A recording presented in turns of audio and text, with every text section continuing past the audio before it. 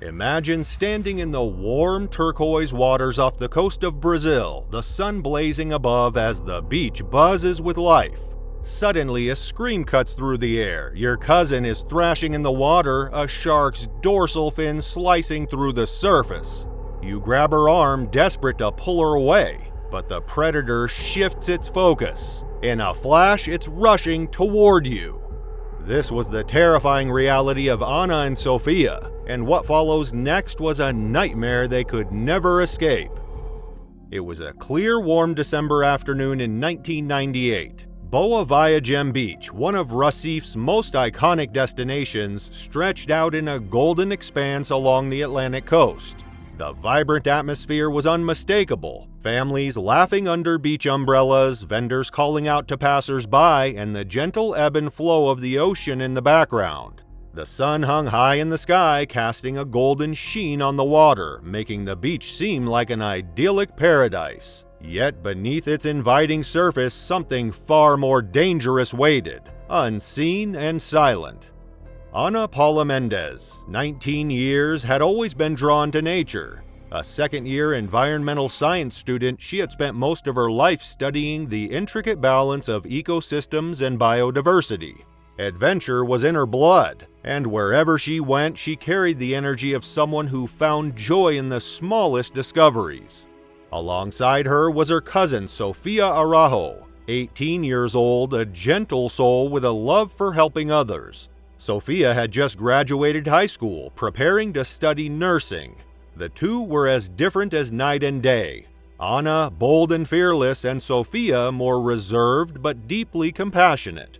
Despite their differences, they shared a bond that only family could create. It was on this trip to Recife that they would create memories to last a lifetime. Memories that would forever be overshadowed by a tragedy neither of them could have anticipated. The warm sand beneath their feet felt perfect as they set up their spot near the lifeguard tower.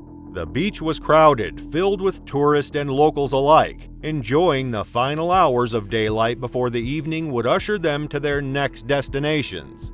Ana had been looking forward to the ocean, and Sofia, though more cautious, trusted her cousin's enthusiasm. After spending the morning exploring Recife, the girls were eager to enjoy the calm of the beach before they had to leave for their flight back to Sao Paulo. They took their time walking along the shore, talking about their trip and their future plans.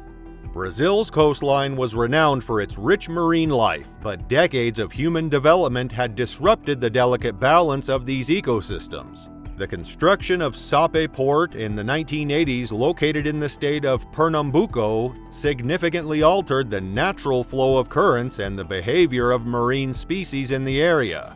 This massive project destroyed mangroves and seagrass beds, crucial habitats for many marine species, and forced predators like sharks to adapt to the changing environment. The disruption pushed some shark species, particularly bull sharks, closer to the shore. Bull sharks are known for their territorial nature and aggression, thriving in both salt and brackish waters. The altered currents and reduced availability of prey drove them to hunt closer to the coastline, where human activity increased their encounters with swimmers and surfers. By 1998, Recife had already earned a reputation for shark attacks, with at least 20 recorded incidents since the early 1990s. Of these attacks, nearly half were fatal, sparking growing concern among locals and marine biologists. Unaware of this grim reputation, the girls waded into the water, their feet sinking into the soft sand beneath the waves. The ocean seemed perfect, gentle and clear, its calm surface betraying nothing of the danger it concealed. They ventured deeper, the water rising to their chests, and laughed as they felt the rhythmic pull of the tide. After spending some time in the water, the tide was shifting, making it harder to see beneath the surface. Sediment from the seabed began to swirl, stirred by the recent rains that had loosened sand and debris. Within minutes, the once crystal clear water turned murky. Ana glanced at the water around them, noticing how the vibrant blue had become cloudy. She hesitated for a moment but brushed it off, thinking it was just part of the tide's natural rhythm. Sophia, still enjoying the waves, playfully splashed water unfazed by the subtle change. They lingered in now murkier water, talking and laughing, unaware of the danger lurking below. Bull sharks are opportunistic hunters, known for thriving in murky waters where their prey is less likely to detect them. This heightened ability to hunt in reduced visibility makes them particularly dangerous in conditions like those now forming around Anna and Sophia. When they felt that they had swum enough, Anna suggested they head back to shore. Sophia nodded and they turned toward the beach, the sunlight glinting off the waves ahead. It was then that something caught Anna's eye, a dark shape moving swiftly beneath the surface.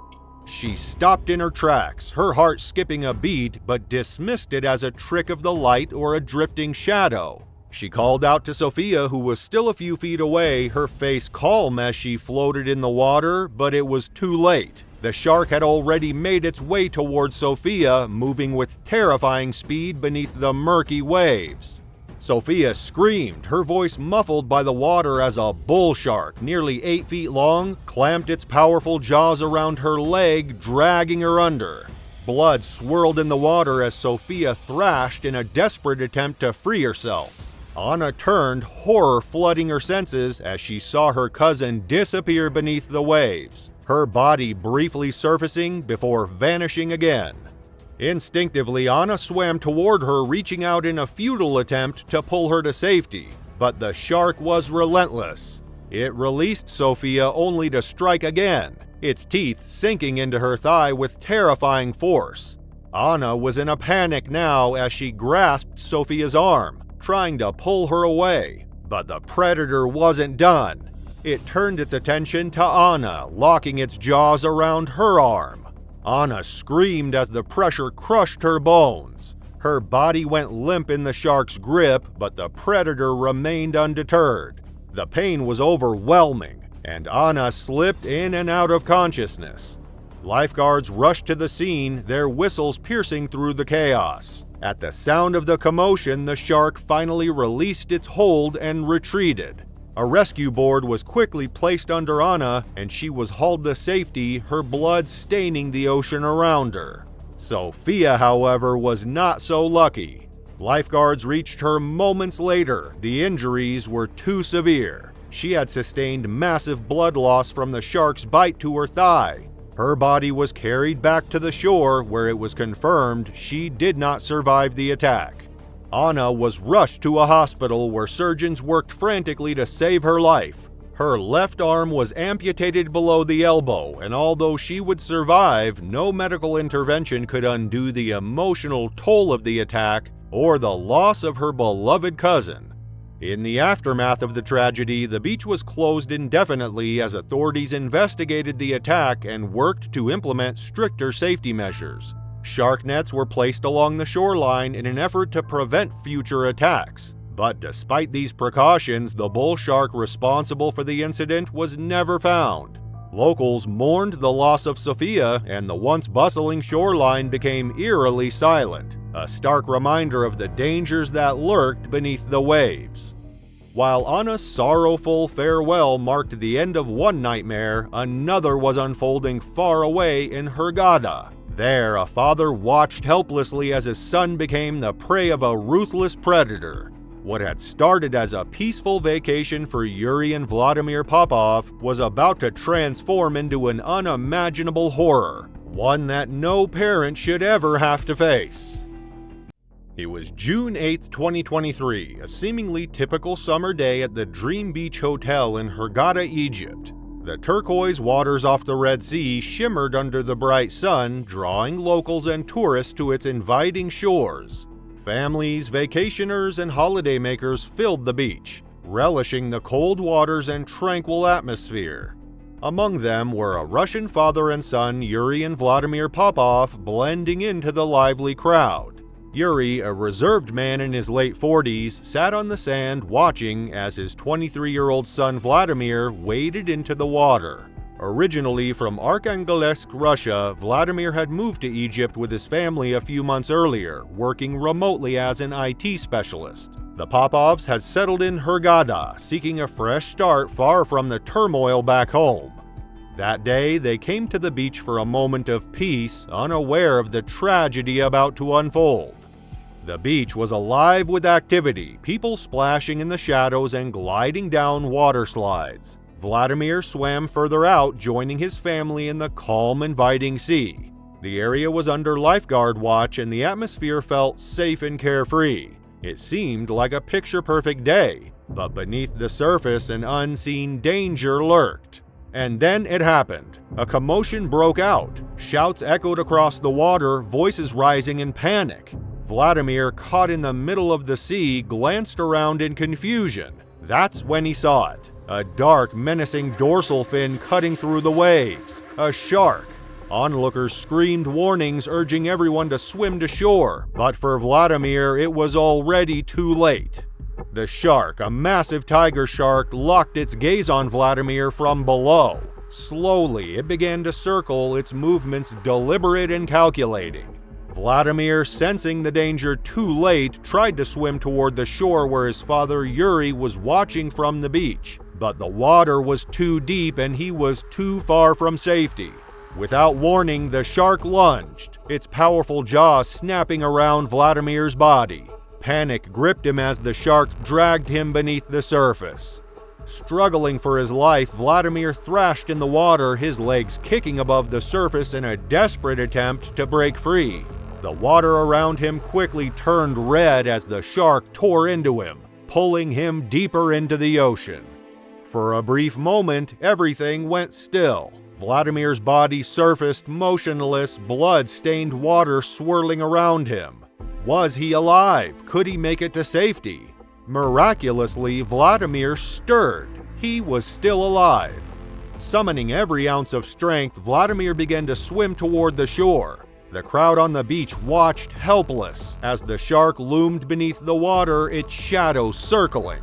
The predator had not finished its attack. It had sensed Vladimir's weakness and was closing in for another strike.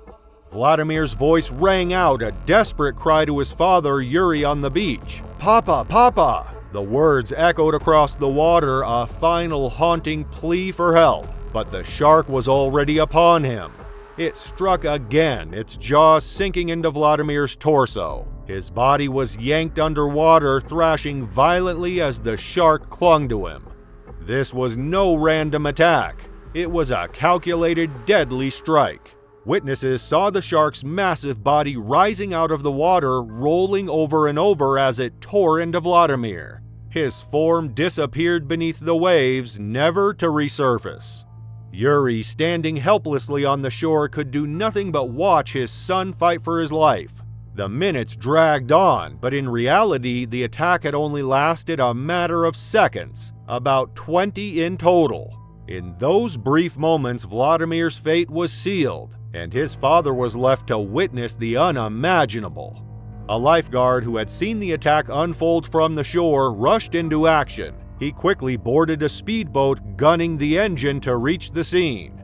But by the time he arrived, it was too late. Vladimir's body had been dragged out of sight. Eyewitnesses later reported that the shark continued to circle, pulling the body under the water and resurfacing several times, a brutal display of the predator's power.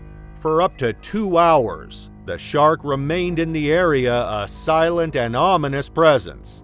The authorities launched a search for the shark, which had stayed in the area, circling the waters. After a tense struggle, they managed to capture it in a net and drag it to shore. A crowd gathered as the grim scene unfolded. The shark, still alive but weakened, was clubbed to death by the crowd. The violent and bloody end marked a tragic conclusion for both the man and the beast. The beach, once a symbol of relaxation, was closed for several days. Local authorities shut down nearly 50 miles of coastline, prohibiting swimming and water activities. Tourists, shaken by the tragedy, began to question the safety of the Red Sea's waters. Despite the rarity of such attacks in the area, the local tourism industry, which relied heavily on the appeal of the beach and its crystal clear waters, now faced a long recovery. The incident in Hurghada would be a grim reminder of the dangers lurking beneath the surface, one that would linger in the minds of all who witnessed it. As Yuri's grief cast a shadow, thousands of miles away, a new tragedy was quietly unfolding beneath the sunlit waves of Western Australia.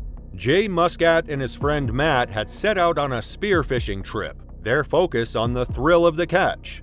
But the blood of their fish signaled danger, drawing a massive shark from the depths. In an instant, the calm waters erupted into chaos, turning their peaceful adventure into a terrifying fight for survival. It was a calm December morning in 2014 when 17-year-old fisherman Jay Muscat and his friend Matt Pella set out for a day of spearfishing near Shanes Beach in Western Australia's White Chinnakup National Park. The shoreline, dotted with tourists enjoying the pristine beaches, seemed peaceful. Yet beneath the clear waters, a deadly predator lurked, unaware of the danger it posed. Known for its crystal clear waters and soft white sands, the beach attracted visitors eager to escape into nature. Few realized that beneath the calm surface, a silent threat awaited its next victim. Jay and Matt had spent the morning diving in the clear waters, each trying to outdo the other with their spearfishing skills. Both experienced divers and members of the West Australia Undersea Diving Group, they were familiar with the area's marine life, including the bronze whaler shark. While the bronze whaler is a shark species known to be curious and occasionally aggressive, it's generally not considered a serious threat to skilled divers. That knowledge made Jay and Matt feel confident. They were prepared to handle encounters with this relatively common shark. What they didn't know, however, was that a much more dangerous predator, a massive 15-foot great white shark, had been spotted nearby just an hour earlier. The day began like any other. The water was cool and the teenagers quickly entered the ocean about 40 feet from shore, their eyes scanning for fish. For 20 minutes they swam and dived, unaware that only 2 days before a great white shark had been seen in the area. Even more ominously, the same shark had been circling nearby just before their arrival, searching for prey. The teenagers, the perfect size for the predator, had unknowingly become its next target. It wasn't until the attack happened that they realized the danger they were in. Matt was the first to feel it. A tremendous force slammed into him, pushing him off course. At first, he thought he had been struck by a boat, but when he surfaced, the terrifying truth became clear. The shark had pushed him aside as it attacked Jay. The massive predator's jaws were locked onto Jay's leg, pulling him under. The water turned a horrifying shade of red as Jay fought to free himself, blood streaming from his leg where the shark's teeth had torn into him. The water now thick with panic and fear. Matt froze, unable to comprehend the magnitude of the attack. Jay, his friend, was slowly losing consciousness from the blood loss. As the shark continued its assault, Matt could do nothing but watch in horror as the boy he had grown up with fought for his life. But his struggles only grew weaker, and within moments, the battle stopped. Jay's body went limp as the shark tore into his leg, and then the predator released its grip, satisfied with its kill. But the shark wasn't finished. With its first victim dispatched, the great white turned toward Matt. The bloodied water swirled around them as Matt's mind raced. He had moments, maybe seconds, to act. Holding his spear gun tightly, Matt took a deep breath and aimed. His heart pounded in his chest as he recalled the advice he had received about defending against shark attacks. He focused on the creature's most vulnerable spot, the nostrils. Without hesitation, he fired the spear gun, and the harpoon sank into the shark's mouth. The shark recoiled in pain, thrashing violently in the water, giving Matt a brief moment to escape.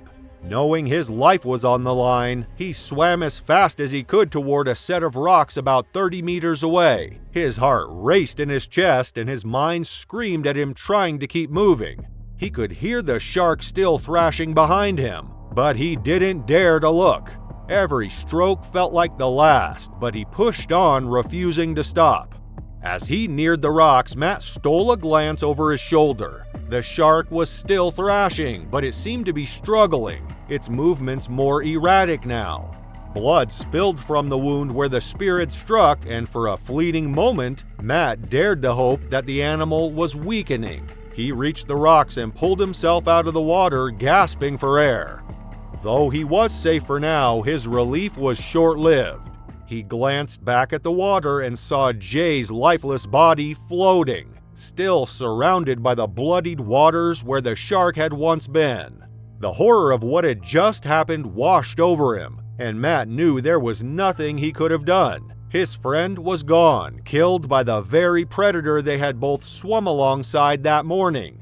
Unable to stay in the water any longer, Matt began to search for help. His eyes scanned the horizon until he spotted a passing fishing boat.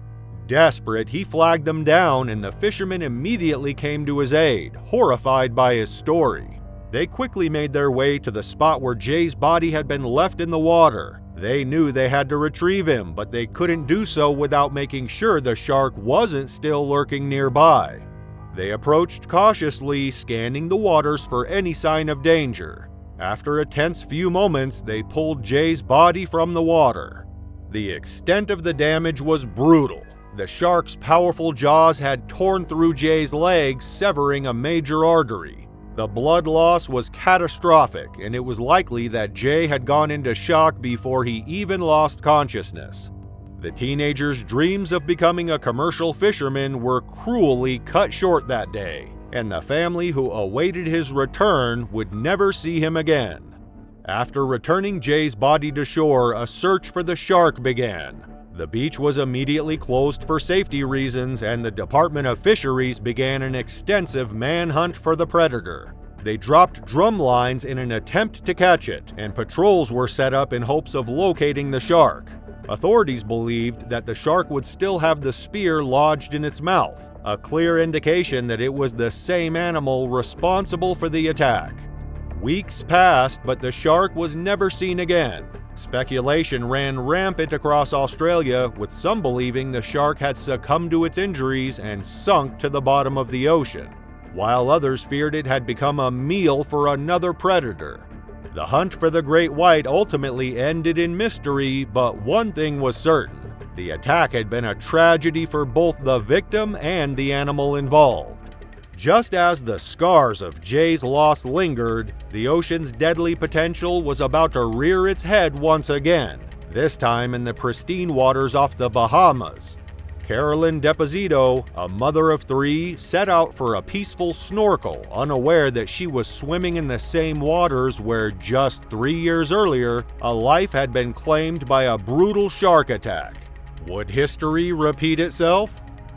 It was a bright and sunny day on September 6, 2022, when Carolyn Deposito, along with her family, disembarked from the Royal Caribbean cruise ship Harmony of the Seas at Nassau, Bahamas. The group had been eagerly anticipating this snorkeling excursion for weeks, excited to explore the crystal-clear waters off Rose Island. However, what they didn't know was that there was a hidden danger lurking beneath the surface. Carolyn, 58 years old, was a beloved member of her community in Erie, Pennsylvania. Known for her kindness and the warmth she spread among family, friends, and colleagues, she was a central figure at Gannon University where she worked. She and her family had been looking forward to this long-awaited vacation for months, and their excitement had been building since they first boarded the cruise ship at Port Canaveral, Florida. It was a chance to unwind, reconnect, and create new memories together. Little did they know this dream holiday would end in heartbreak. The Harmony of the Seas was one of the largest cruise ships in the world, with its towering water slides, fine dining, zip lines, and breathtaking ocean views. Its passengers could enjoy everything from swimming pools to world-class entertainment. For Caroline and her family, it was the perfect way to experience the Caribbean. On the morning of September 6th, the ship docked just off Nassau, the capital of the Bahamas. The turquoise waters and white sandy beaches promised an unforgettable day of adventure. At around noon, Carolyn and her family boarded a smaller boat, excited for the snorkeling adventure they had booked weeks earlier. Their destination was Rose Island, known for its beautiful coral reefs and vibrant marine life. However, Rose Island also had a darker reputation, one that Carolyn and her family were unaware of. Just 3 years earlier, in 2019, a tragic shark attack had taken place in nearly the same spot.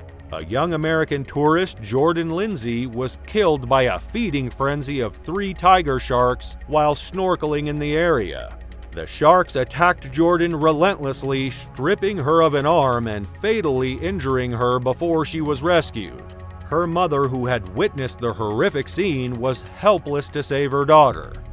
As the family arrived at Rose Island, the warm sun glinted off the calm water. It was a beautiful day, the kind of day tourists dream about. Carolyn and her family prepared for the water, pulling on their masks and snorkels. The crystal-clear sea beckoned them, and they eagerly entered the water, floating just above the vibrant coral reef. Below the surface, the reef stretched out in every direction, teeming with life. Fish darted in and out of the coral, and sea urchins clung to the rocks. Carolyn dipped her head underwater, mesmerized by the breathtaking underwater world. It was a serene moment, one that would soon turn deadly. Unbeknownst to Carolyn, a bull shark was prowling the area. These sharks, known for their aggression and territorial behavior, are considered one of the most dangerous species in the world. Bull sharks frequent coastal waters like those in the Bahamas, preying on smaller fish and occasionally larger animals. Naturally inquisitive, they often bite humans to determine if they're a suitable source of food. Carolyn, focused on the reef below, had no idea she was about to become the shark's next target. The bull shark had spotted Carolyn, her body silhouetted against the bright sunlight as she floated near the surface. The shark, sensing an opportunity, moved in quickly from below. With a sudden burst of speed, it struck with incredible force, slamming into Carolyn. The impact knocked her head back out of the water, and its powerful jaws clamped down on her torso. The pain was immediate and excruciating. Carolyn's scream shattered the peaceful surroundings. Her family, snorkeling nearby, turned in horror at the commotion. Allison, her daughter, was the first to react, swimming toward Carolyn as the water around her churned and turned red. The shark, its body thrashing violently, released Carolyn after a moment. Struggling to stay afloat, Carolyn gasped for air, her body weakened by the trauma to her left side. The family rushed to her aid, pulling her away from the now murky water as quickly as they could. Together, they managed to lift her onto a nearby tour boat. Once aboard, they worked desperately to apply pressure to her wounds, tearing off pieces of their clothing to try to stem the bleeding. Despite their frantic efforts, it was clear that the bite to her torso was severe and she had already lost a significant amount of blood. The boat's crew called for emergency assistance as they sped toward the nearest shore, Fort Montague on New Providence Island, praying they would make it in time. The family clung to hope, desperately trying to save Carolyn, even as the severity of her injuries became painfully clear. During the boat ride, Carolyn's family fought to keep her alive. Her daughter Allison attempted to resuscitate her, but Carolyn's condition continued to worsen. By the time the boat reached Fort Montague, Carolyn had gone unconscious. The family was devastated when she was pronounced dead upon arrival. Despite the crew's best effort to revive her, the attack had taken everything from them in a matter of minutes. The shark attack in the Bahamas sent shockwaves through the family, who had been so full of excitement just hours before. What was meant to be a joyful family adventure turned into an unimaginable tragedy. Carolyn, known for her warmth and generosity, was suddenly gone, leaving behind a grieving family who would never be the same. Thank you for joining us as we uncovered these chilling shark attacks, each one more shocking than the last. But if you think you've seen the worst, think again. In our next video, 2 boys find themselves surrounded by not 1 but 8 great white sharks. The brutal reality of what happened next is beyond anything you could imagine. How do you survive when the odds are stacked so impossibly high? Watch to discover the terrifying truth.